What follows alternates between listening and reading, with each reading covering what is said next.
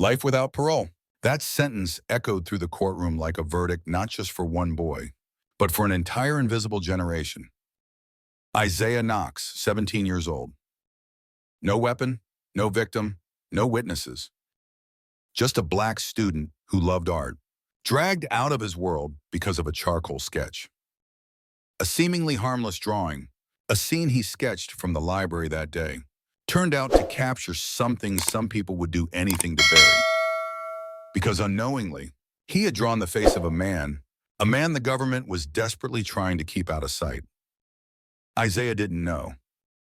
He only drew what he saw. But that simple truth made him the perfect target, the name the system chose to sacrifice. He stood in court, hands cuffed, eyes fixed on the floor. No one asked him, "What did you draw?" No one asked, "Where were you?" Only one cold final sentence. Isaiah Knox, life without parole.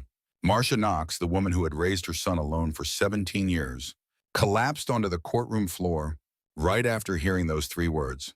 Life without parole. She didn't scream. She just gasped, as if her heart had physically shattered inside her chest. Her trembling hands tried to cling to the bench, but her knees could no longer hold. The fall wasn't loud, just a dull, heavy thud, but loud enough to make any person with a conscience turn around, if they still had a conscience. But no one stood. Not the officers. Not the court clerk. Not a single eye turned toward the mother, who had just lost her child in broad daylight. Isaiah turned his head as they dragged him away. His hands cuffed, his steps silent. He saw his mother still on her knees, her lips moving as if praying, or maybe just trying to breathe. He didn't scream. Didn't ask why, because he knew. That question meant nothing in a room where truth wasn't heard, only buried, until it was silent. Before Isaiah Knox became just a name on a sentence, he was simply a quiet teenager, living with his mother in a rundown third-floor apartment in the lower 9th Ward of New Orleans, where the ceiling leaked, the paint peeled, and the wooden stairs creaked like they were sighing with exhaustion. But in that apartment, light from the afternoon sun slipped through the window and landed right on his easel. And Isaiah? He turned specks of dust into strokes full of life. He drew everything. The stray cat curled beneath the rusted truck, the sandwich shop on the corner, and his mother, always his mother, folding laundry, shoulders slightly hunched, quietly humming along with the radio. He didn't have an art Instagram. No gallery showings. Only a quiet manuscript titled Home, a sketchbook he'd been saving for the Art Future Scholarship. His only shot at escaping the cycle of poverty and prejudice. And every time he had spare change, after helping out with odd jobs, Isaiah would stop by the little corner store. Not to buy anything for himself, but to buy strawberries. His mother's favorite. Even though in this neighborhood, strawberries sometimes cost more than meat. That afternoon, New Orleans seemed to breathe slower. The late sunlight spilled through cracked window panes, painting golden hues on the corners Isaiah usually walked past on his way home. He had just left the library, where he carefully scanned the final sketch for his scholarship portfolio. Inside his backpack was the dream. In his hands, a bag of strawberries, a small gift for his mother, just like he always brought when there was a little money left. He had barely stepped out of the corner store when it happened. No sirens. No warning. Just the roar of tires and a flash of white. On the ground, now! A shove from behind. The strawberry bag flew from his hands. The fruit burst as it hit the pavement. Red juice splattered like blood on the sidewalk. His sketchbook was ripped from his arms, pages flying wild in the wind, the drawing titled Home torn open, like his heart being ripped in half. Isaiah was slammed face first onto the burning concrete. A knee pressed into his back. Cold metal tightening around his thin wrists. You match the description. No name. No ID. No questions. Just a blue hoodie and a skin color that was never forgiven.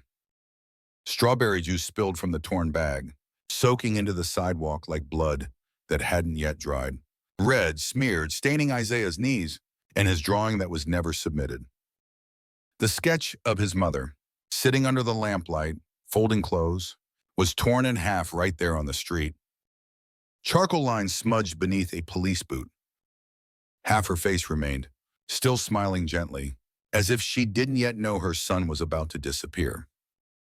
Isaiah's cheek pressed to the concrete, grinding into dust and gravel. His eyes burned. His mouth parted. He wanted to scream. "I was at the library, there's a camera. Miss Gloria saw me." But then he stopped himself, because he remembered his mother's words back when he was little. If they stop you, don't argue. Don't run. Don't move. Just survive. So he stayed still. Let the cuffs bite into his wrists. Let his voice be buried in the dirt. And in those 40 seconds, an entire future was crushed. Not by guilt, but by a passing glance and 2 chilling words. Match his description. Isaiah met his public defender exactly 10 minutes before walking into the courtroom. A man in a wrinkled suit with sunken eyes, holding his phone more than his files. "Got anything you want to say?" "I was at the library, there's camera footage." The librarian, "Yeah, we'll see what we can find." End of conversation. The courtroom was cold and empty. No jury. No sympathetic eyes. Just Judge Raymond Creel, sitting upright like he was waiting to order his next course. Case number 4297B, State of Louisiana versus Isaiah Knox. The prosecutor stood up for less than 3 minutes. A smudged charcoal-stained glove, same type artists use. A blurry security photo, foggy as morning mist. No witnesses. No weapon. No DNA. When Isaiah tried to rise, raising his hand, choking back his words, "Please ask Miss Gloria. I wasn't there. This isn't a debate class," the prosecutor snapped. "Sit down." No one asked further. No one checked. And worst of all, no one wanted to listen. Because to them, Isaiah had already been cast as the villain. And this trial was never about justice. It was just to finish a script that had been written long before he ever walked in. Elena Vargas typed with the speed of someone who had done it for far too many years. 5 years sitting behind a screen, behind swift trials, behind verdicts signed before the story was even told. She knew the rules well. Don't ask. Don't think. Don't feel. Just type and disappear. But Isaiah's case was different. Very different. She had seen the original traffic camera footage, with a timestamp clearly showing the library in frame. The next day it was gone, replaced with an edited version, off color, vehicle angle altered. She had once skimmed the library log, proof Isaiah checked in at the exact time of the robbery. That disappeared too. Replaced by a cold note, location unverified. The glove trace? The original report said inconclusive. The version submitted to court? Optimized to say probable match. Elena saw it all. And she kept typing. Her hands didn't shake. Her eyes didn't blink. Because she knew this system never deletes the wrong people. It deletes exactly those who dare to say the wrong things. In the cold detention center, the fluorescent lights never turned off. Time didn't pass. It just dragged, hour by hour, tied down like the children who no longer had names. Isaiah sat still, clutching a worn-down pencil, his final sketch trembling on a wrinkled sheet of paper.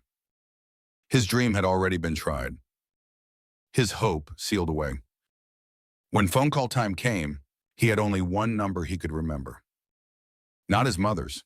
She couldn't afford to accept a collect call. Not any friends. They didn't even believe him. Only one sequence of numbers he once swore he'd never use. His biological father's. Secretary Thaddeus Knox, U.S. Department of Homeland Security. 1 ring, 2, 3. In Washington, D.C., amid a major press briefing, the phone in his pocket buzzed. He was about to ignore it until the same unknown number rang again. Something made him pause. He stepped into a side hallway. No cameras, no aides, no political stage. "This is Thaddeus Knox. Who is this?" A beat of silence. Then a boy's voice came through. choked, shaking, but hauntingly clear. It's me. I need help. I was sentenced for something I didn't do. And in that very moment, it was no longer just a child's tragedy. It was a fracture, splitting open the very system he had once sworn to protect. That night, Thaddeus Knox didn't go home. He sat alone in his office at the Department of Homeland Security, his suit disheveled, tie loosened halfway, the lights off. Only the glow of his laptop screen and the sound of his heavy breathing filled the room. In front of him, the case file bearing his son's name. Isaiah Knox, 17 years old, life without parole. Each line on the page cut deep into the seat of power he once wore with pride. But here he was, the same man who had spoken before the Senate on justice system reform, now staring at the evidence of an elaborate fabrication. The first line made his spine stiffen. Footage, deepfake confirmed. The security footage that convicted Isaiah was fake. Lighting inconsistencies. Shadows cast in the wrong direction for the sun that day. A license plate too clear, only possible through digital creation. Next, glove match. Language modified from inconclusive to probable. A manipulation of words, just enough to convince a courtroom, even with no real foundation. And then, he saw the file Isaiah had attached with his scholarship application. A drawing, charcoal, a corner of the library. But in the faded background of the sketch, a face stood out. The face of a man wanted on federal charges, involved in a classified intelligence data wiping operation. Isaiah wasn't mistakenly arrested. He was silenced because he had seen what the powerful wanted buried. And instead of being protected, he was cast as the criminal, so that everything could be buried with him.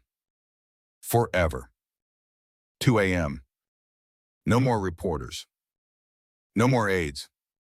No more speeches to shield a guilty conscience.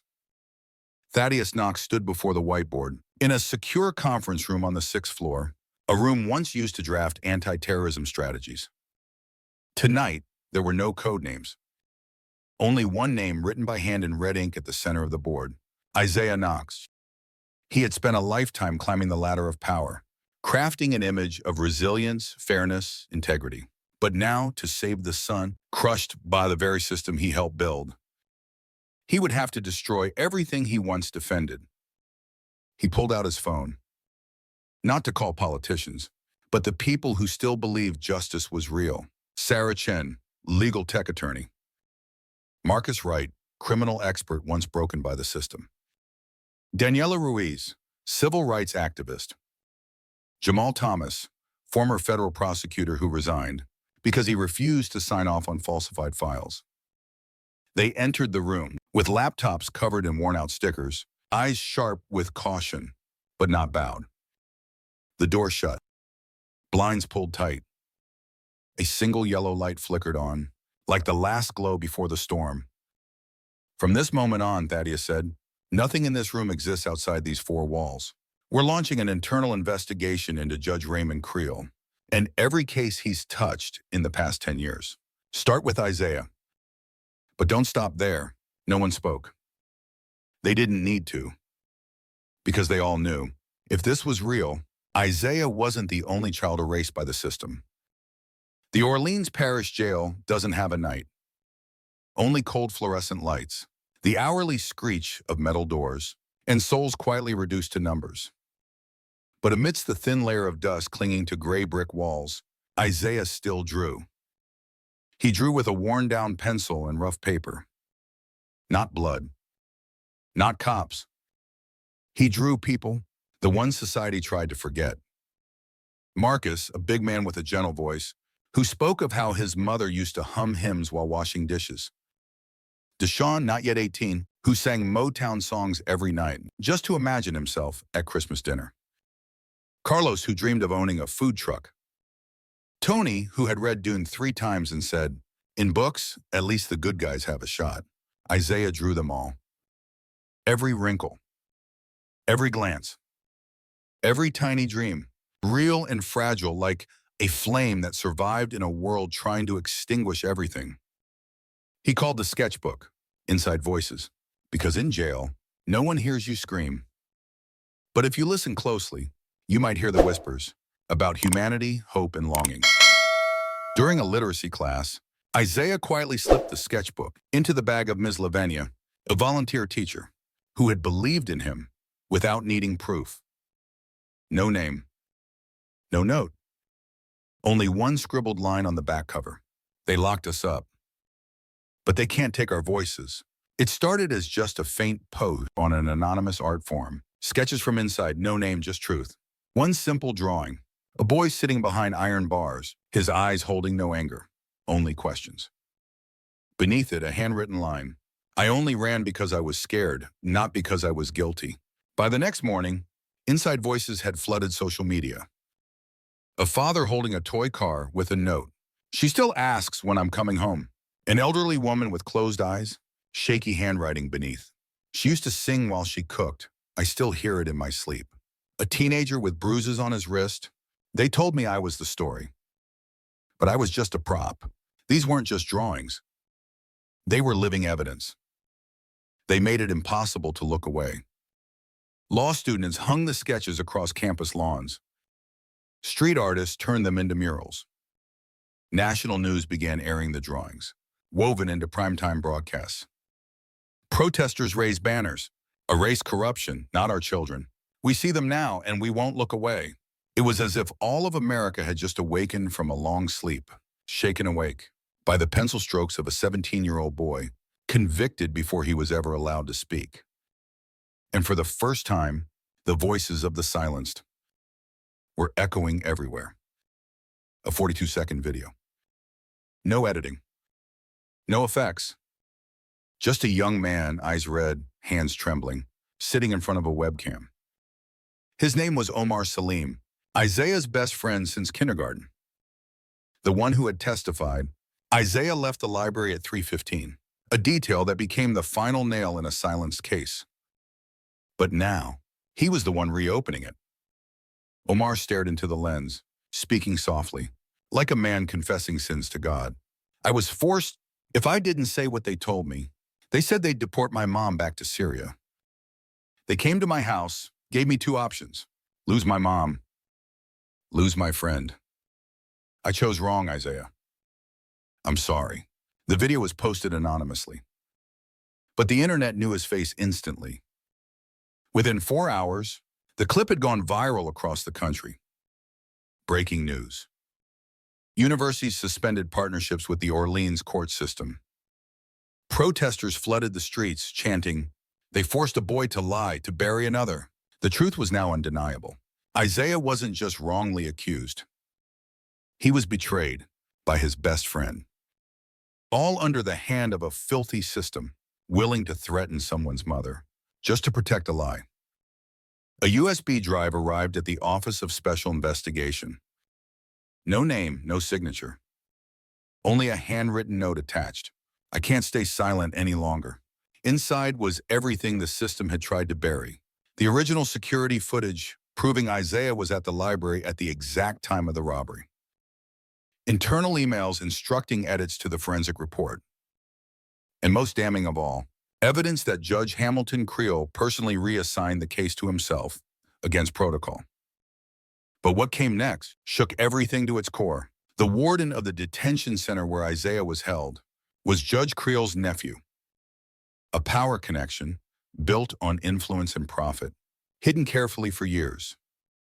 Elena, the courtroom clerk who had remained silent, now sat in the witness room looking straight ahead. I saw everything, but I was too afraid to speak, until the day he drew me. A small sketch, no name. I was typing, head down, tired face. But that drawing, it made me feel seen. She paused, voice hoarse. He saw me when the whole world turned away. Now, I will stand up, so the world can't turn away from him again. A living witness. A soul awakened. And a single testimony, powerful enough to bring down an entire system that once seemed untouchable. He was always there, sitting to Thaddeus's left at press conferences, shaking hands with senators, talking about reform, even publicly mourning Isaiah's case as if he had nothing to do with it. Deputy Secretary Frederick Langston, a seasoned politician. Silver-tongued, calculated. And he was the shadow architect behind it all. He orchestrated the reassignment of Isaiah's case to Judge Creel. He convinced the media to stay silent in the interest of national security. He gave the order to pressure Omar, Isaiah's best friend, into lying. And he approved the funding for the private detention center where Isaiah was isolated, a facility in which he held secret shares. His objective? Take down Thaddeus Knox, destroy the image of the father of justice, and claim the seat of Secretary of Homeland Security in the upcoming election. Isaiah? Just a pawn, a necessary mistake in exchange for power. Now Thaddeus stared at the full picture. He wasn't just facing a corrupt judge. He was facing an entire machine, devouring itself from the inside. They didn't kill my son to cover up a mistake. They did it to climb over his body on their way to the White House. This fight was no longer about justice. It was about the survival of truth against an empire rotting from within. No microphone, no speech. Thaddeus Knox walked into the special congressional hearing with the face of a father, not a politician. He didn't read from the 300-page report. He didn't present charts, statistics, or legal briefs. Instead, he pressed a button. The screen behind him lit up, and the faces of the forgotten appeared. Isaiah's drawings. Every charcoal line etched in pain. A father holding his daughter's toy car. She still asks when I'm coming home. A teenager staring through iron bars. I only ran because I was scared. An elderly man, eyes gently closed. She used to hum gospel while cooking. I still hear it in my sleep. No one spoke. Only the sound of heavy breathing. The soft clatter of a senator's pen falling to the marble floor. That night, on the front facade of the Capitol building, those sketches were projected in towering light. A lighthouse in the darkness of a broken system. A reminder that could not be erased. This is no longer a case. This is a generation left behind. And for the first time, the nation looked deep into the eyes of those it had always overlooked. For the first time in months of living like a shadow, Isaiah Knox was allowed to speak. No more interruptions. No more, this isn't a debate club. No more being looked at like he was invisible. In front of him sat Judge Simone Ellery, a former human rights attorney whose eyes weren't cold, but lit with something that looked like genuine listening. She asked gently, as if afraid to break something fragile inside him, Isaiah, is there anything you'd like to say to the court? Isaiah stood, thin, gripping an old drawing, a page that had once been torn in half. He spoke slowly but clearly. I don't want to be a symbol. I just want to draw and for someone to see what I see. But if my story helps someone be heard, be believed, then I accept that. The room was silent. Judge Ellery nodded. Then she declared, the conviction is fully vacated. Isaiah Knox, you are free. No one clapped. Only the sound of Marcia's quiet tears, a mother crying in stillness, and the soft light from the window fell across the face of a boy once rejected by the world. For the first time, justice didn't shout. It whispered, and it listened. Isaiah returned to the old room, the one that once held walls full of drawings. Now the walls were bare, the bookshelf worn, the window still slightly crooked in its frame. Nothing had changed. But he was no longer the same boy. He walked quietly to the desk, opened the drawer, and took out a sheet of pristine white paper, untouched, unmarked, unstained by memory. No one had laid a hand on it. No cops. No judges. No lies. He pinned it to the wall. Just one small act. But it felt like he was pinning back his own freedom. Not to make a statement. Not for revenge. But to begin again. Quietly. Steadily. Without asking permission. Under the desk lamp, a steady voice began to speak. A voice that sounded like Isaiah's. And like all those who had ever been forced into silence, they tried to erase me, erase my voice, my future, even my name from memory. But now, the whole world is watching, and that blank sheet of paper, waited to become a masterpiece no one would ever be able to redraw. If you've ever stood in a crowd and still felt unseen, if you've ever spoken, but all anyone heard was silence, if you've ever been judged for the color of your skin, your name, or the neighborhood you grew up in, pause just for a second and look at Isaiah, a 17-year-old boy. No weapon, no crime, just a sketchbook. He too was silenced. But he made the whole world listen. You are not invisible. You are not forgotten.